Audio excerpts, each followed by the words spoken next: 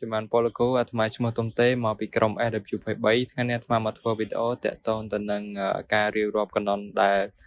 វាជាសេរីតកូលល្អអញ្ចឹងកុំឲ្យខាត់ពេលយើងចូលទៅកាន់វីដេអូទាំងអស់គ្នាកណ្ដុនដែល start ដោយអក្សរ O មានដូចជាកណ្ដុន O កណ្ដុន O1 កណ្ដុន O3 កណ្ដុន O5 កណ្ដុន O5 Mark 2កណ្ដុន O6 កណ្ដុន O6 Mark 2កណ្ដុន O6 Mark 3ហើយកណ្ដុន O5 កណ្ដុន O5V កណ្ដុន OA ហើយនិង OP ហើយមួយទៀតគឺកណ្ដុន O100ចឹងកុំឲ្យខាត់ពេលវីដេអូអាត្មានឹងចូលទៅដល់កណ្ដុនដែលវា focus ទៅលើរូបកណ្ដុនដែលវាផ្ដោតទៅលើការថតរូបគឺកណ្ដុន O5 Mark II កណ្ដុន O5 Mark II គឺជាកាមេរ៉ាមួយប្រភេទសម្រាប់ថតរូបភាពបានថតវីដេអូក៏បានប៉ុន្តែបើថតរូបភាពវិញគឺវាល្អព្រោះអីការ focus របស់វាគឺលឿនខ្លាំងហើយ color ក៏ស្អាតដែរហើយវាបំពាក់មកជាមួយនឹង sensor 45 megapixel ដែលវា high detail យកមកអញ្ចឹងវាចាប់បាននៅ detail តូចៗអីគឺល្អហើយសម្រាប់យកទៅថតរូបវិញគឺវា perfect បើសិនជាយើងយកទៅថតដូចជាថតសម្រាប់ការឬក៏យកទៅរកស៊ីអីគឺត្រូវត្រឹមត្រូវព្រោះតម្លៃវាក៏គួរសមដែរសម្រាប់ Canon ដែលយកទៅថតវីដេអូគឺផ្ដោតទៅលើវីដេអូតែម្ដងគឺអាត្មាសូមយកនៅ Canon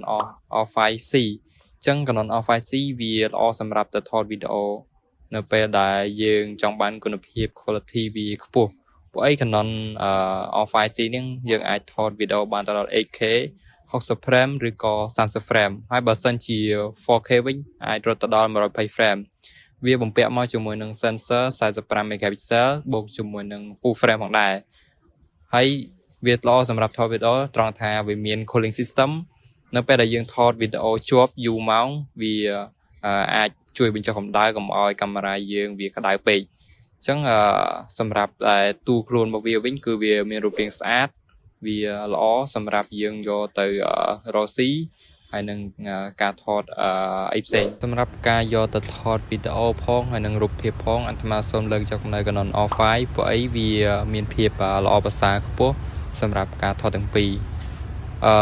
ព្រោះវាប្រើនៅ sensor 45 megapixel full frame ហើយថតវីដេអូបាន 8K RAW អញ្ចឹង 8K RAW វាល្អមែនតើចំណែកឯការចាប់យករូបភាពក៏បានល្អដែរព្រោះអីវាអាចចាប់យករូបភាព20រូបភាពក្នុង1 second អញ្ចឹងវា20 fps អានឹងបើ speed របស់វាហើយបើ auto focus វិញវាលឿនបើសិនជាយើងយកទៅថតកីឡាអីអាចថតបានយ៉ាងរលូនហើយមិនតែប៉ុណ្ណោះវាមានការថា stabilization អាចប្រព័ន្ធទប់លំនឹងយើងអាចយកទៅថតវីដេអូបានយ៉ាងរលូនហើយរូបភាពវិញក៏បានល្អប្រសើរដែរអញ្ចឹងវីដេអូអាត្មាមានតែប៉ុណ្្នឹងទេអរគុណច្រើនលោកគ្រូ